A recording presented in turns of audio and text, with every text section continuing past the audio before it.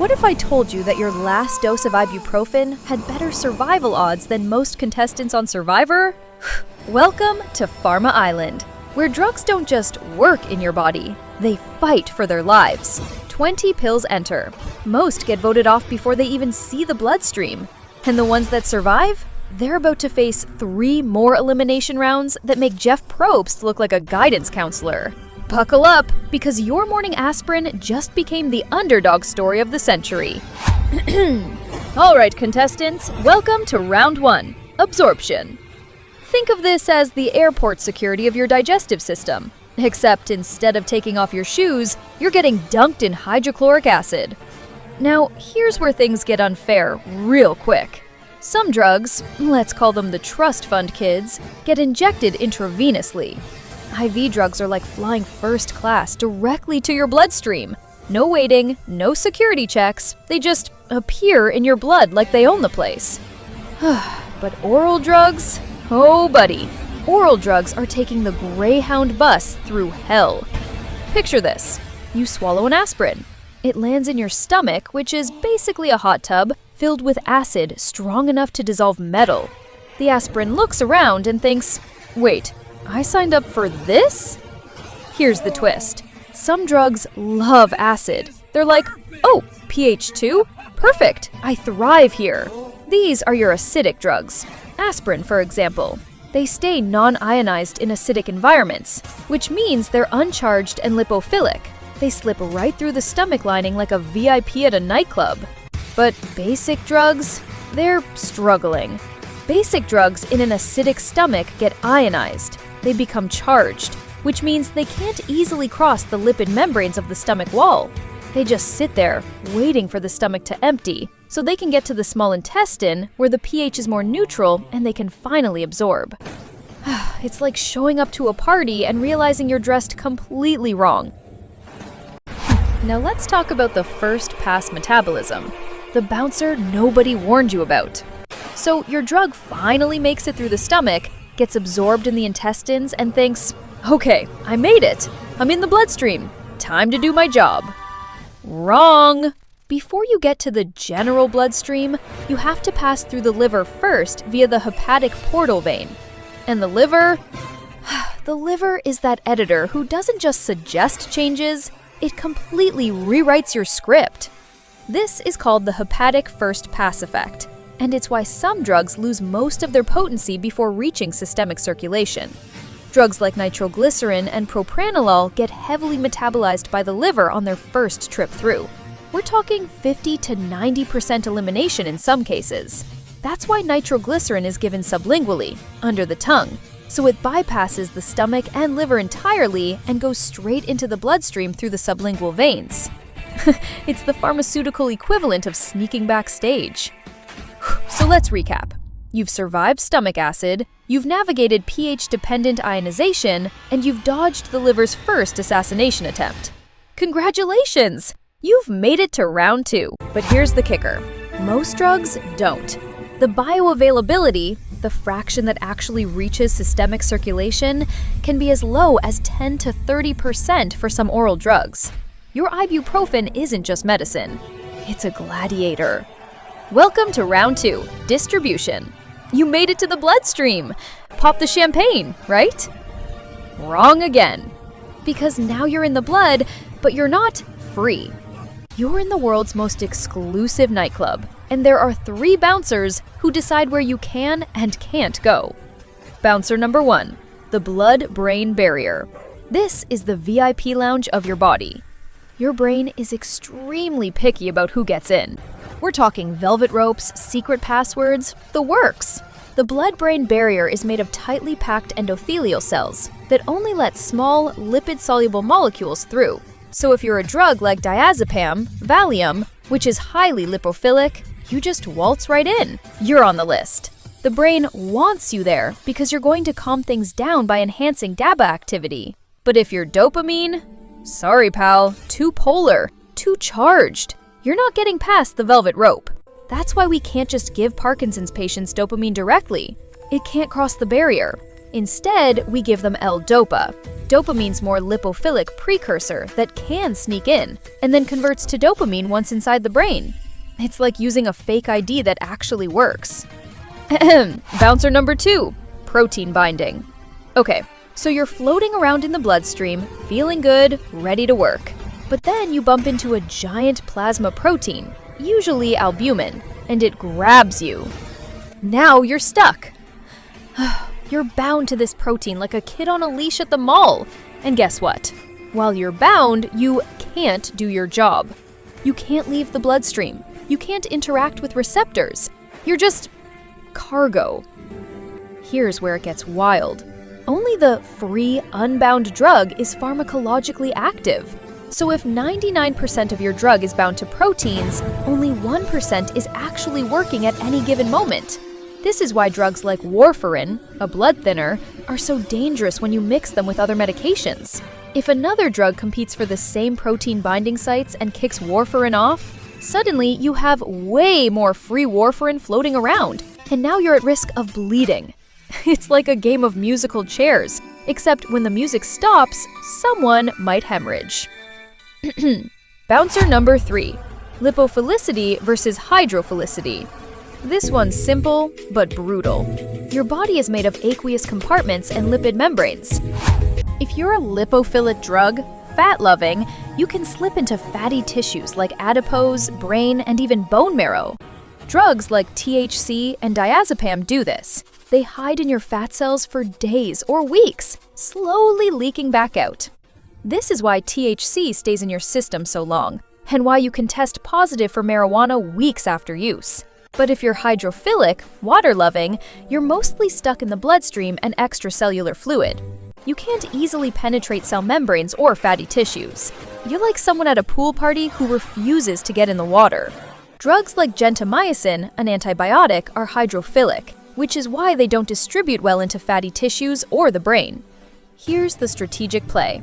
Some drugs use fat storage to their advantage. They accumulate in adipose tissue and slowly release back into circulation over time. It's called a reservoir effect, and it's why some drugs have prolonged durations of action even after you stop taking them. So let's recap round 2. You've fought for access to privileged compartments like the brain. You've navigated the protein binding trap, and you've dealt with the consequences of being fat-loving or water-loving. You're distributed. You're everywhere. You're going to be. But now comes the liver's revenge tour. Round 3, metabolism. Or, as I like to call it, the liver's Thunderdome. You thought the first pass effect was bad? That was just the warm-up. Now the liver gets to work on you continuously, every time you pass through. And trust me, you're circulating through the liver a lot. Enter the Cytochrome P450 enzymes, the liver's molecular hit squad. These enzymes are like a team of chefs in a chaotic kitchen. Some of them make you better, some of them turn you into garbage, and some of them do both, depending on the drug. Let's start with the chefs who dismantle you. Most drugs undergo phase 1 metabolism via CYP450 enzymes. This is where the enzymes oxidize, reduce, or hydrolyze the drug. Basically, they add or expose functional groups to make you more water-soluble so your kidneys can flush you out. For most drugs, this is the beginning of the end. You're getting converted into inactive metabolites that are destined for the toilet. Game over. But here's where it gets interesting. Some drugs are prodrugs. They enter the body completely useless, and the liver is what activates them. Take codeine, for example. Codeine itself is a weak painkiller, but CYP2D6, one of the P450 enzymes, converts about 10% of it into morphine, which is significantly more potent as an opioid analgesic. So codeine is like a Trojan horse. It sneaks in harmless, the liver opens it up, and boom! Morphine does the actual work. Now here's the plot twist. Not everyone's liver works the same way. Remember CYP2D6? Genetic polymorphisms mean some people are ultra-rapid metabolizers. They have extra copies of the CYP2D6 gene, so they convert codeine to morphine way too fast. Give them a normal dose, and they can experience toxic levels of morphine. This has actually caused deaths, particularly in children given codeine after tonsillectomies. On the flip side, some people are poor metabolizers. Their CYP2D6 is barely functional due to genetic variants. Give them codeine and it does nothing because it never gets converted to morphine. It's like handing someone a locked safe with no combination. And this isn't just codeine. CYP2D6 metabolizes antidepressants like fluoxetine, antipsychotics like risperidone, and beta blockers like metoprolol. Your genes literally determine whether these drugs work for you or not. Pharmacogenomics is the difference between this drug saved my life and this drug didn't do anything. Now let's talk sabotage, drug-drug interactions. Remember how CYP450 enzymes metabolize drugs? Well, some drugs can inhibit those enzymes. They basically jam the machinery. Example, you're taking warfarin, which is metabolized by CYP2C9. Then you start taking fluconazole, an antifungal, which inhibits CYP2C9. Now your warfarin isn't getting broken down fast enough. It accumulates. Your blood gets dangerously thin. You start bleeding from places you didn't know could bleed. Or the opposite. Some drugs induce CYP450 enzymes. They ramp up production and make the liver work faster.